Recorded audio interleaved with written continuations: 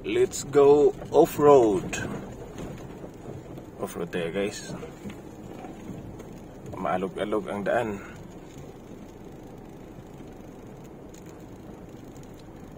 The advantage is ang gulong natin is all-terrain, kahit anong klaseng terrain.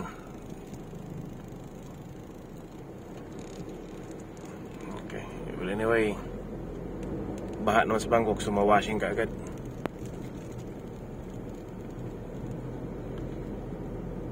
Off-road.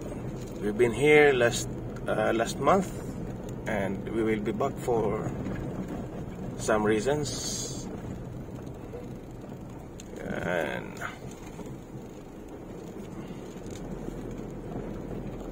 yan, off-road. Tingnan yung daan guys, parang papunta ng Kalagangan ng San Fernando.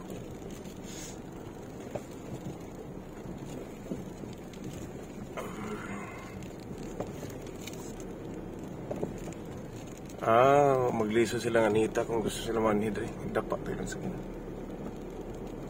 Pwede sila manhidre, tinginit.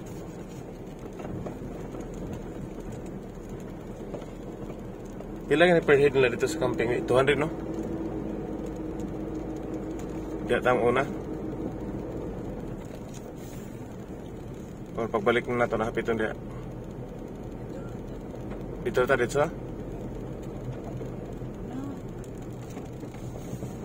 Sige lang, mau gina, rough road mo yun eh. Sa putang hina na ganipadagan sa muntag pakusgan. Talsik-talsik. No, naisakin na nito.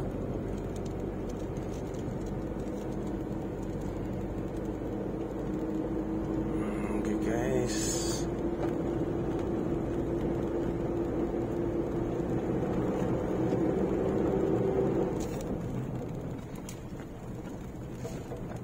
downhill before going uphill.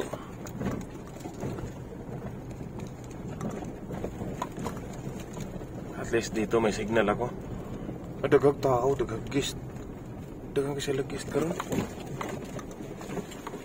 Kahit gaano ka pangit yung ang daan dito guys, pero pag maganda ang pinupuntahan, talagang pupuntahan talaga.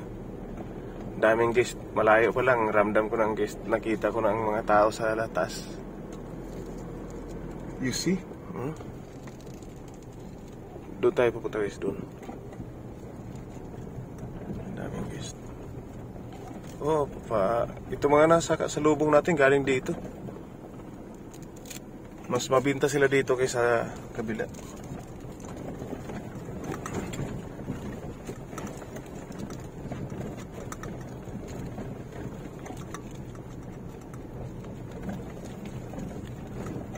Number one kasi sa pag ganitong mga business is accommodating spirit talaga.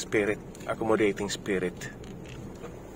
Dapat pag mayari ka, very accommodating ka talaga. Yan, paakit tayo uphill. We're going uphill now. Pwede naman dito, pero dito is the exit. Yan, very steep to guys, very steep ang aakyatin natin.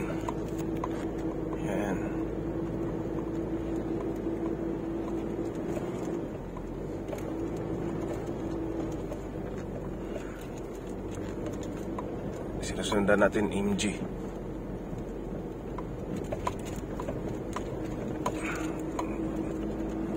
Walang kabato sa atin. Subok na itong sakinan natin sa mga